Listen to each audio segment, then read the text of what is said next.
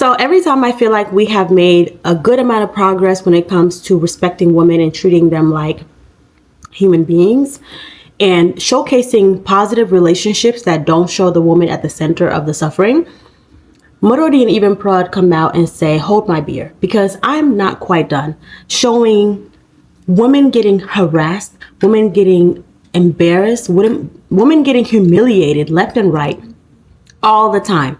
I mean, it's gotten to the point where it's like, are we trolling? Are we trolling the audience at this point? Because how can you have season after season, show after show, episode after episode, and there's not one good example of what a healthy relationship looks like? There's not one good example of what a serene environment looks like to raise up a family. I mean, at this point, it's getting ridiculous because we keep seeing these examples of women who suffer to no end, continue to be humiliated, continue to be embarrassed in front of others, in front of their kids, in front of themselves, in front of their self-esteem. And we just keep getting the messaging that as long as you persevere, as long as you suffer, and as long as you stay, and that staying is very important, that you will reap some sort of benefit in 50 years' time, in 40 years' time. When your kids are older, they will make it all worth it. And what no one wants to admit is that sometimes the kids suffer the most in these situations. And this suffering, this persevering, this trying to be the strong woman doesn't always pan out when it comes to the result that you're going to get at the end. And I just have to talk about the most recent series that I've been watching by EvenProd, which I love EvenProd. I'm not even trying to like shit on them, but the series Boromkar that has recently come out and we're only a couple episodes in, it is infuriating. It is boiling my blood. The level of stupidity they expect the audience watching to have to just accept the story without questioning it. And so that's what I'm here to do today, to question Boromkar, but also to question the Senegalese shows in general, where folks are expected to, I mean, like the suspension of belief is incredulous. You have to close your eyes, listen a little bit, but don't really have too many thoughts because it's not really going to make sense, but you're still supposed to buy into the story. You're supposed to still root for someone. You're still supposed to hate someone. And the reality is there's so much nuance in these scenarios. There's so much that goes on where everybody is wrong in some way, shape, or form. And then you have that one character or those couple of characters who are just fighting for their lives in the midst of this nonsense, this chaos, this debauchery, and they're expected to just deal with it. And in the end, by episode 60, we'll see them triumph. That is a lame narrative, and I honestly feel like we need to start holding these production companies not available. They're too available. We need to start holding them accountable for the trash that they put out and the narrative that they're spinning and the influence that they're having on the youth when it comes to relationships, when it comes to gender roles, when it comes to women, men. Like, there's so many ways to dissect this. The family unit, how folks should be behaving, because there's a lot of misbehaving. And so I'm going to get into EvenProd's Boromkar right now and just talk about what prompted me to even make this comeback, because I haven't posted a video in a really long time. But there's been so many things that I just wanted to talk about and get out. And it wasn't until watching a few episodes of this that I was like, I need to talk about this because it's pissing me off. So getting into Boromkar, I want to start off with like this scene where they have the family, what we know of the family so far, because it gets real messy. Okay. What we know of the family so far, having breakfast, and you have here, like, I put the sound off, but I just want to show you, like, you have this as the head of the household, which is what loosely translates to Boromkar. Like, it's the head of household. Let me go back. I don't even see this mess. So they're having breakfast, and you see there's the first wife there, the second wife there, and their prospective kids sitting next to them. So this is the first wife. No, this is the second wife and her daughter sitting next to her. There she is. And then you have the first wife here with her daughter, and then this is her son, who clearly we haven't seen much of him being useful, but like, you see the family dynamic. And then at the head of the table, the other head of the table, you see the oldest son, who we later find out is not, like, neither of these women is his mother. Okay, so we get this initial family setup, right? And then we get this projection of this guy in all white with the white beard, and he's a handsome old man. Okay, let's just say that.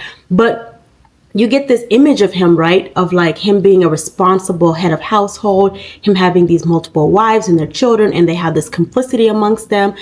And spoiler alert, by the end of the episode, you find out that he has another wife, a third secret wife that the family does not know about. And he has twins with that woman. And so we're left wondering, like, where did all this come from? And another spoiler alert, he dies. By the end of episode 1, he's dead. And that's the whole premise of the show, is that you have this man who lived a life and then he passes away, and the consequences of the choices that he made while he was alive are now impacting his family, his children. Got it. No problem. But why is that like an example that we should be revering? Why is that something that we should say, oh, he was a good man? He was a liar. He was a cheater. It's one thing to have multiple wives and having them live in the same house, and I already have my thoughts about that, but at least they're living in the same house and they know about each other. I don't know how he did it when he got the second wife, but at this point we see that they know about each other and they're living together. But now you have this third secret wife who you have a family with, you have twin boys with. They don't know about that.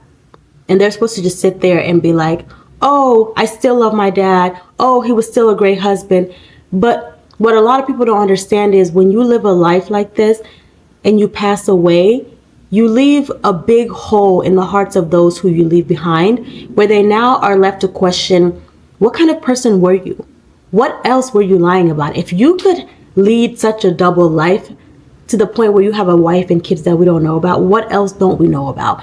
A lot of women, and we're just going to say it, like their fathers were the first to break their hearts, to dismantle that image of what a healthy relationship looks like, what a healthy marriage looks like. And so you grow up and you have these standards and you have this regard that you hold your father to, and then they do shit like this and you're like, what am I supposed to make of this? Like, I was so disappointed by the end to find out that that person was his wife. And I'm not going to go through every single scene, but this is just kind of like laying the groundwork for what I'm going to be talking about on this channel going forward, which is whatever, relationships, marriage, parenthood, all the things that I've been making videos about in some way, shape, or form, but it never really came together. Now it's finally like, okay, I got it in my head. Like, this is what we need to be talking about. We need to hold people accountable. And by people, I mean like these production houses, this media machine that's pumping out this type of content, that's pitting people up against each other, that's showcasing men, to be honest, in a high regard, like they can do no wrong. And then the women are left to just suffer as an aftermath, as an afterthought. No one cares what the women are going through. It's just, oh, he was a great man. He's this great father. He loves his children, blah, blah, blah, blah, blah. And then at the end of all of that, you get him being dead. And then you get the woman having to fight over his money, fight over this, fight over that, fight for their children to get inheritance. And it leads into another topic that I'm going to make another episode about, which is like women working. Like this whole not being independent thing is getting really, really old in these shows. I can think of a dozen examples off the top of my head right now where it's like the women are just in the household, not working, depending on a man, and suffering endlessly. And it gets so old where it's not even funny anymore. We had, back in the day, we had Pore Marishu, where you had Pod, he was a husband, and then he was married to Marishu, but his old love, Eva. Okay, so that's an example. Eva was working, but she was depicted as the evil stepmother. She was depicted as the evil, no, she wasn't even stepmother. She had her own kid with Pod, but she's like depicted as like the mean second wife who happened to be his first love, blah, blah, blah. But then you had Marishu depicted as the woman who was a stay-at-home wife, and she only cared about what her husband liked, and she did her best to make sure that he was happy all the time, but didn't work. And so when their marriage fell apart, she was left to be like, okay, now I'm going to work. It's like, okay, now you want to work. But what if you just did that in the beginning and maybe you wouldn't have these issues? And I'm not saying women should not work. I believe that people should do what works for them, but people should be locked in to their situations to the point where there are no surprises. And life has its own surprises. Some you can control, some you can't, but you should minimize that as much as possible. And this example that they keep feeding us of women not working, women staying at home and being stay-at-home wives and being the best wives and this whole this standard that they're holding us to is so detrimental. And you have so many women watching these shows who are like, I don't want to get married, because if getting married means getting married, not working, taking care of my husband, having kids, and doing all the right things, but in the end, what do I get out of it is a lying, cheating husband. What's the reward? What am I supposed to look forward to? A life of unhappiness, a life of dissatisfaction. So I talked about Put Marishu, another example. Horrible production house. I'm not even gonna sit here and try to pretend like they do anything good. Bikini, they have a show, Family Senegalese. It's been going on forever. None of the women on that show work. None work. They're all in the house fighting over a man. That narrative is so tired and played out. In 2025, we have to stop this whole idea that your whole objective in life is to get married and cater to a man. I am a married woman. I'm not going to sit there and tell anybody, don't get married. No, it's important to get married if that's what you want. But you should also try to have some identity. You should try to have a personality. Your personality should not be your husband. Your personality cannot be taking care of your husband. Your whole life cannot revolve around a man and then you expect to get anything positive out of it. Because let's be honest, these shows, they are very good at showing us how selfish men can be. They are very good at showing us that in the end, men will fight for their interests and they will support one another. So I just have to point out an example. Like I think in episode 2 or 3 of this Baromkar series that I was just talking about, you have this head of household right here who I'm just going to keep the episode. I'm going to keep the whole episode on his face because he is disgusting. But you have him as someone who has a third secret wife, who has kids with this secret wife that nobody knows about. But we find out after he's dead at the funeral, the third wife pops up and says, guess what? He was married to me. And these 2 babies that you see here, there are twin boys. Guess who stands up and said, I knew about it the whole time. His brother stands up and he was like, I was one of the people who went to ask for her hand in marriage. I knew about it the whole time and I didn't say anything because he didn't want me to.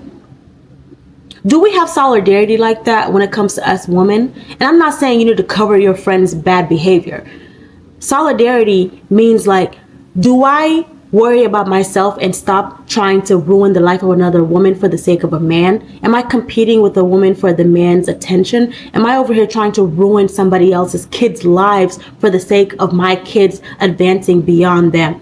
That's the crux of the conversation. Is these shows, these production houses keep feeding us these stories of women, rivalry, jealousy, and hatred, when on the other end, the men are supporting themselves fully. They're condoning each other's behaviors. They're co-signing on it. They're keeping secrets for their friends for years and years and years.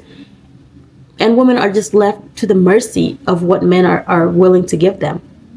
And most of it, I'm not saying financial independence is the primary factor, but there are enough women who stay in a toxic, horrible, haram relationship, okay, where your husband is not fulfilling his duties when it comes to what Islam says, and you stay because you don't have anywhere to go, because you don't have money. I'm thinking off the top of my head right now, Fasema, another show by EvenProd, where you have a bunch of women who are just out here looking for husbands, looking for men. And the only woman on that show who's working, that's portrayed in any way, is Ida, one of the main characters. And she's portrayed as this woman who doesn't want to have kids. She doesn't want to be married. She doesn't care, blah, blah, blah. But the reality is she does care about her marriage. She does love her husband. She would just like to have proper planning, family planning strategies in place so that both her and her husband can live a fruitful life. I mean, seriously, guys, it's getting old. This idea that relationships cannot be healthy. We cannot show you a story where a husband and a wife sit down and they think together, act together, and portray what a healthy relationship looks like. Show us an example of a healthy relationship that doesn't end up with the man going and getting a second wife. It's disgusting. It's absolutely disgusting. And I don't even really have anything else to say. I'm just gonna cap the episode off there, like the video there, where I'm just talking about like the reason why I'm jumping back into making content, the reason why I'm going to jump back into making videos and talking about these relationship issues, these marriage issues, this perception, this portrayal issue that we have in the Senegalese media, where women are just pitted against one another and they're supposed to fight it out to the death for a man who's eventually going to go and get a third secret wife anyways. Disgusting. So that's all I have for today. I am trying out a new format where I'm not editing these videos. So whatever you get is what you get, because honestly, trying to think about making the perfect video was one of the reasons why I wasn't making videos. So here's a new format. If you've made it to this part in the video, I hope that you like the content. I hope that you will engage in a discussion with me.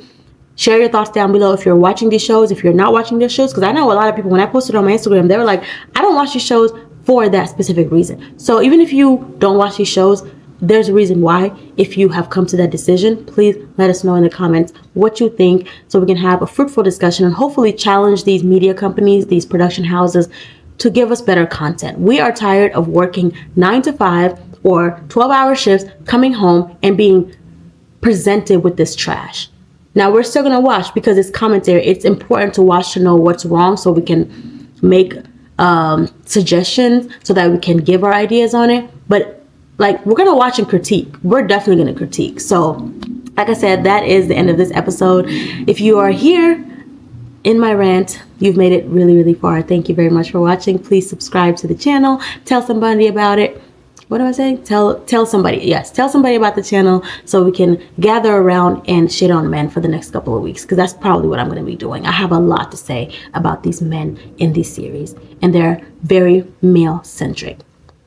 I'm not even unreasonable, right? I'm just observing what's been happening, and it's disgusting. So thanks for watching. I will see you guys in another episode, video, episode, whatever.